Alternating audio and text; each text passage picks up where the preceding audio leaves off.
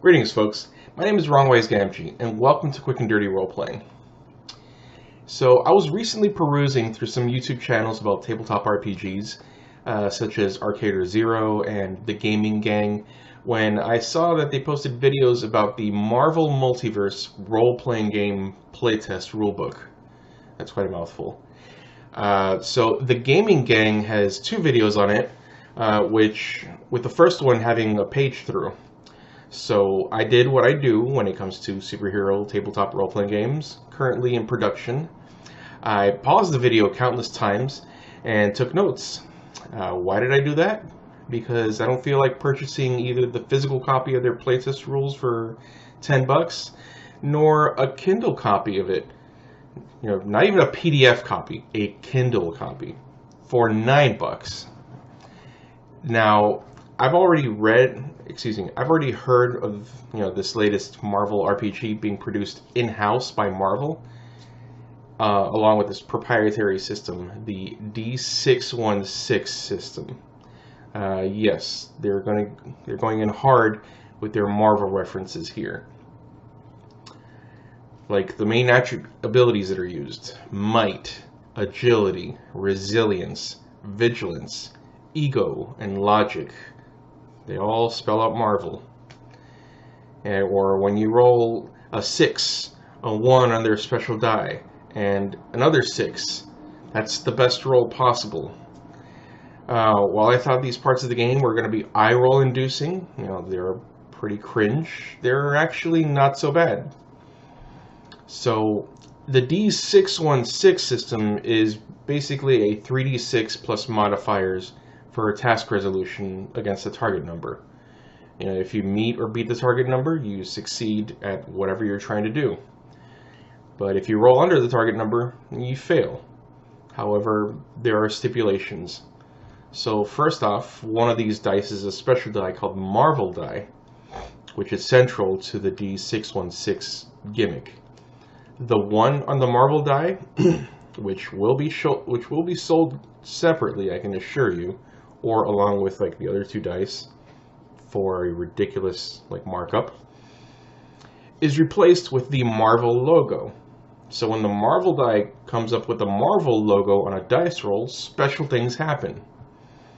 If you roll a Marvel logo and double ones on the other dice, you fail spectacularly, regardless of your actual total result. So it's actually the worst roll you can get. If you roll a Marvel logo and then get double 6s on the other dice, you've rolled the 616 and you automatically succeed, regardless of whether or not you meet or beat the target number. Furthermore, the narrator, which is the GM, cannot screw with your dice roll using the trouble mechanic, which I'll discuss in a bit. Now, if you roll a Marvel logo and don't get a 616 roll or a 111 roll, then the Marvel logo counts as a 6, not a 1. This is called a fantastic roll, like Mr. Fantastic. If the total number you rolled is successful, then you have a fantastic success, which is, you do what you did what you set out to do, but with extra stuff. It's like a critical success.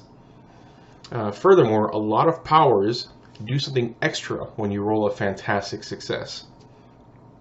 However, if the number you rolled is under the target number, then you have a fantastic failure, which sounds bad, but it's actually not, because even though you failed, there's still a silver lining.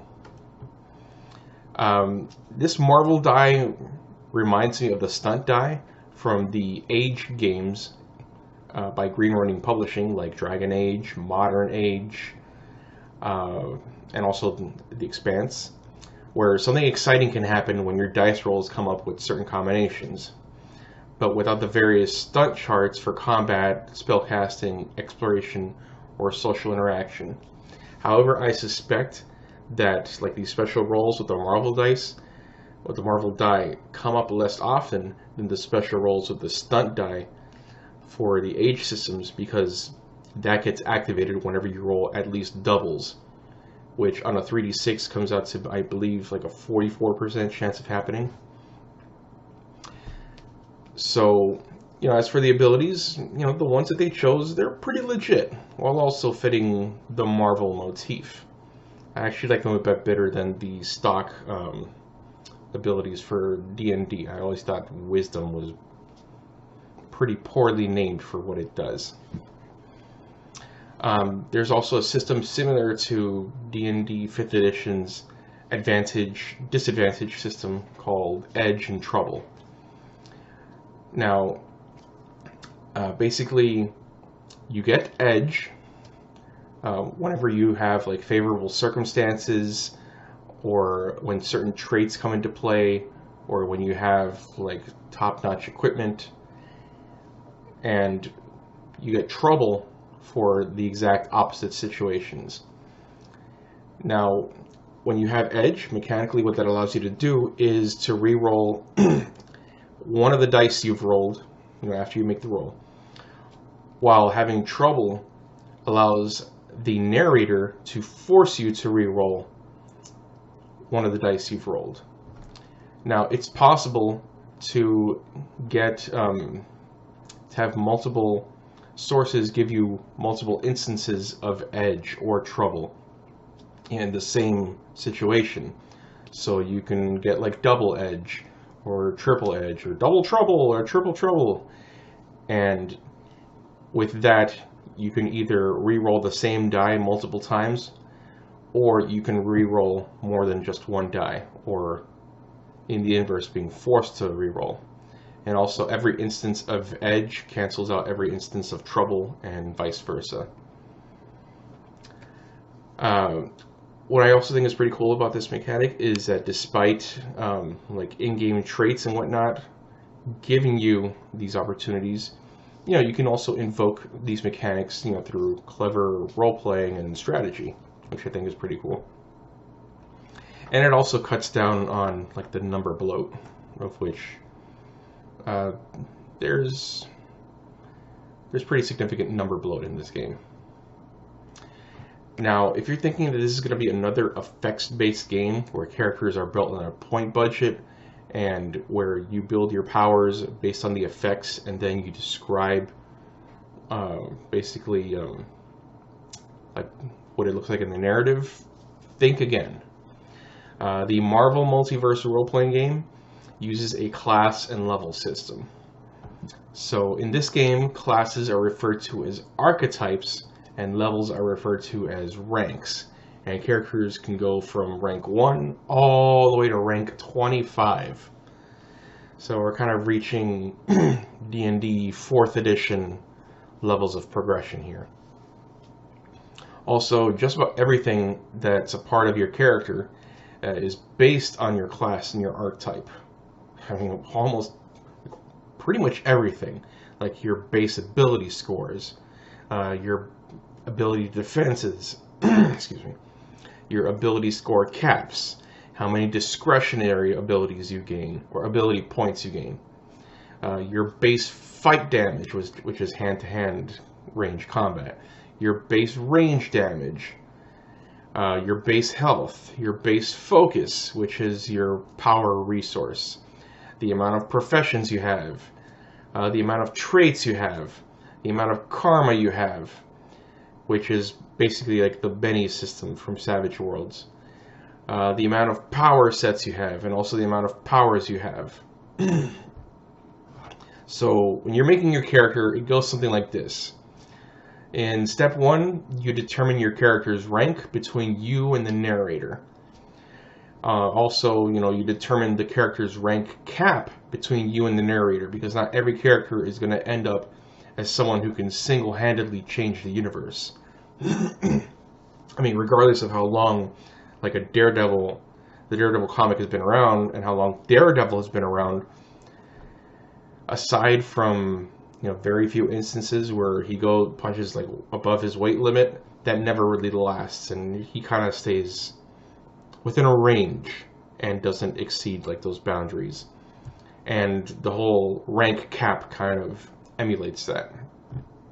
Step 2, you create your character's concept. This is mainly done to help direct the rest of your choices in this cafeteria-style character creation. Step 3, you pick from one of 6 archetypes, which are your character classes. Blaster, Bruiser, Genius, Polymath, which is like a jack of all trades, Protector, or Striker. In step 4, you pick your ability scores. It's actually more where you distribute your ability score, your discretionary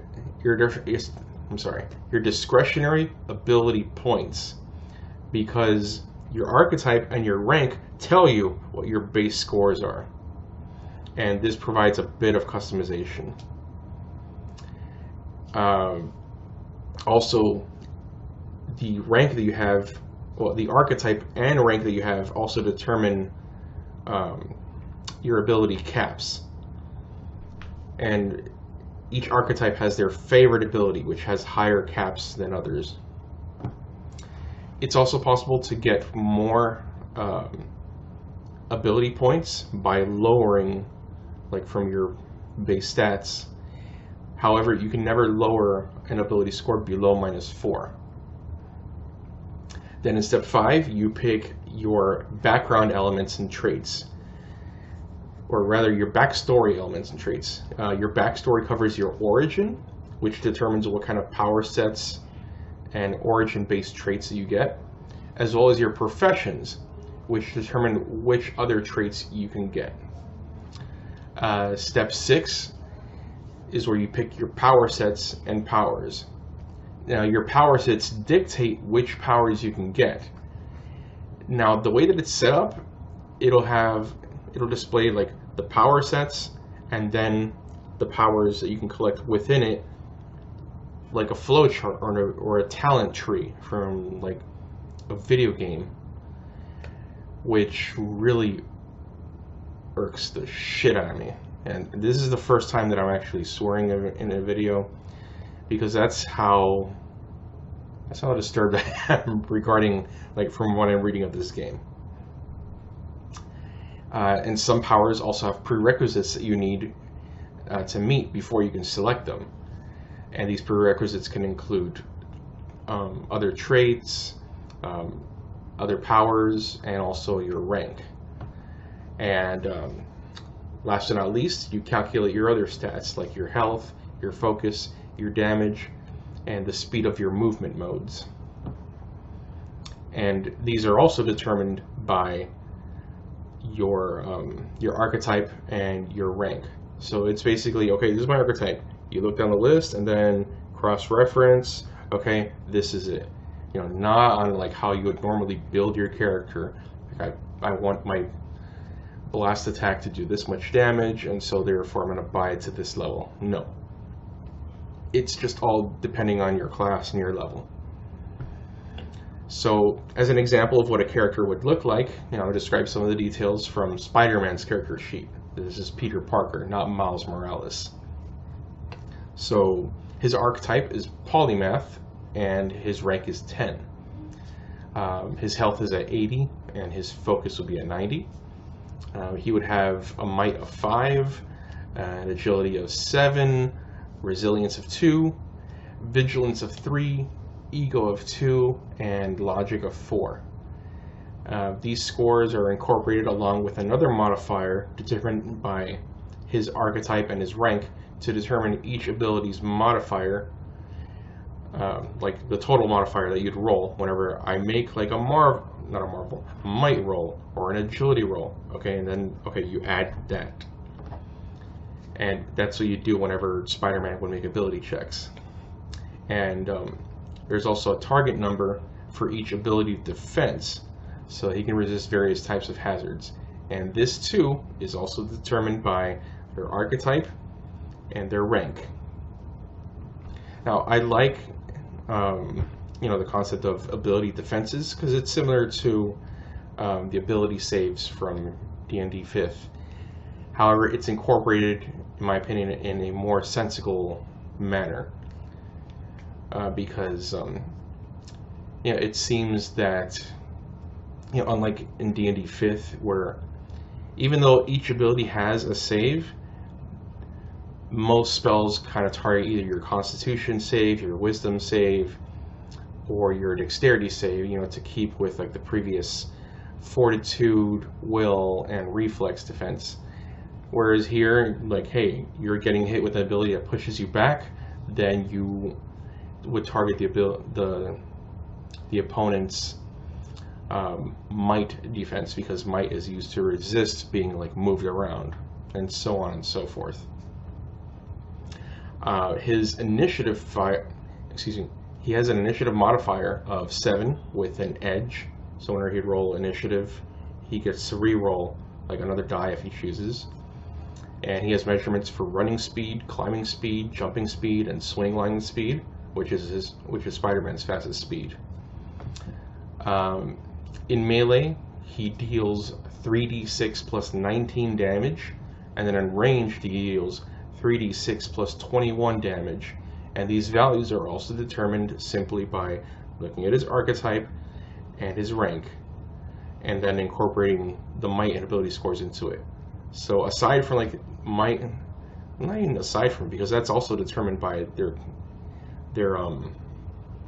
archetype and rank.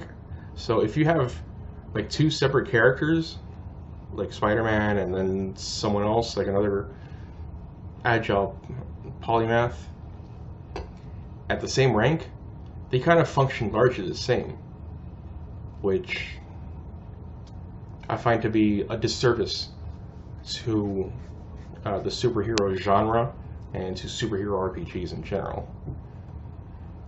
Spider-Man also has a power group called Spider Powers. So again, you know, they have Spider Powers, and then, oh, here are like the talents for them, which they call powers. And these Spider Powers include Jump 1, Mighty 1, Spider Dodge, Spider Sense, Spider Strike, Wall Crawling, Web Casting, Web Gliding, Web Slinging, and Web Trapping. Okay, you know, like Jump and Mighty, or at rank 1, they basically allow him to jump and do feats of strength at a scale beyond like human scale.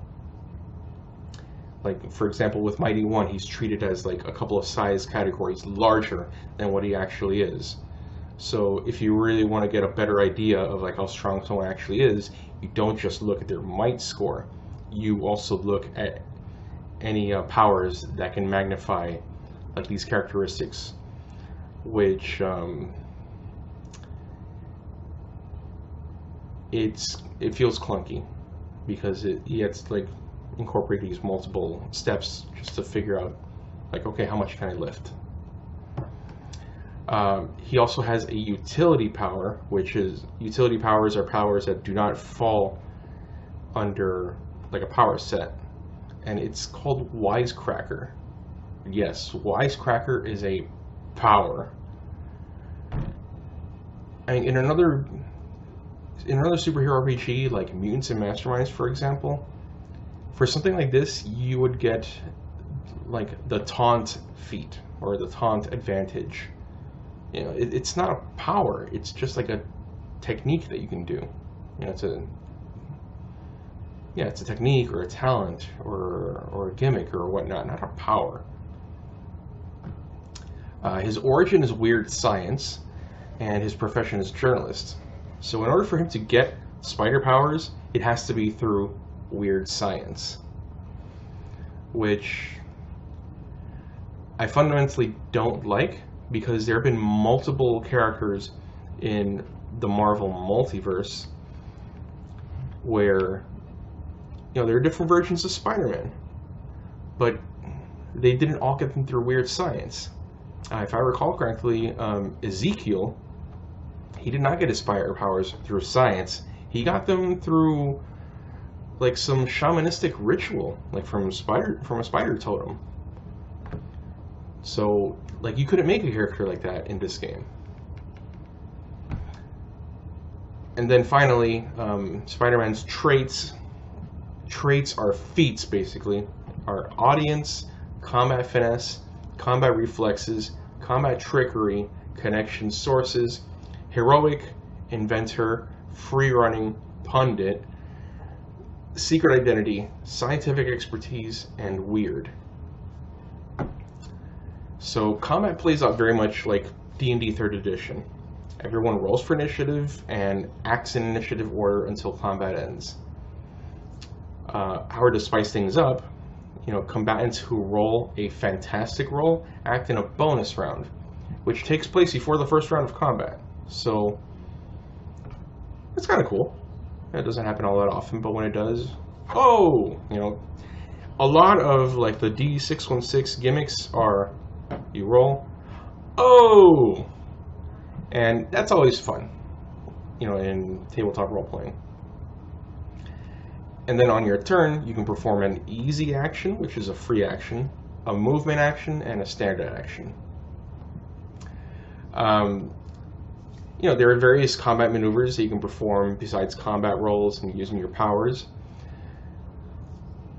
And these combat maneuvers are used to impose like conditions, and it would be like disarm or grab or to throw someone. You can throw people through through buildings. There's actually a section called like throw through buildings, but I didn't get to like see this part specifically. However, I suspect that if you don't have the appropriate powers to do so, you can't do those things, and I'll get into it a bit later. So yeah, regarding the powers, it'll have things like might and augmented intelligence as powers, but then it also has things like vicious attack, both guns blazing, and banging heads as powers. Like, both guns blazing is under the firearms power set. The firearms power set. And then banging heads is part of the super strength power set. Why do I need, if I have super strength, why do I need to buy like a thing that lets me go, hey you, clonk? What if I invest into like super strength, all the other super strength things to like make myself stronger and stronger and stronger? Like I get might 4, so I can lift like a boat over my head. But then, because I didn't buy banging heads, I can't grab this guy's head and this guy's head and go clunk. It feels video gamey. It feels like if they got the foundation for like DC Universe Online and they made it into a tabletop RPG.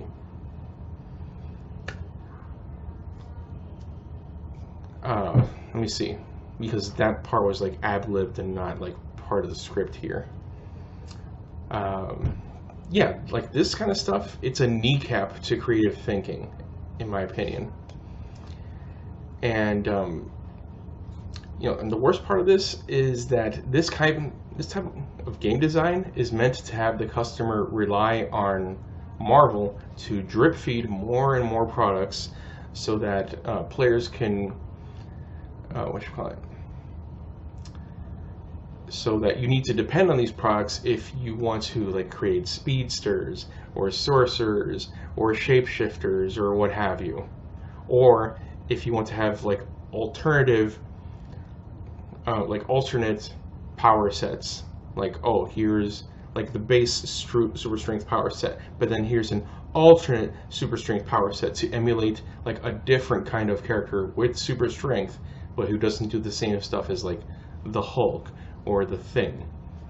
And this is the kind of game design that I find antithetical to my paradigm of what tabletop RPGs can aspire to be, especially superhero RPGs, which is a means to create any kind of character you want, as well as a means to have that character do whatever may be possible for them.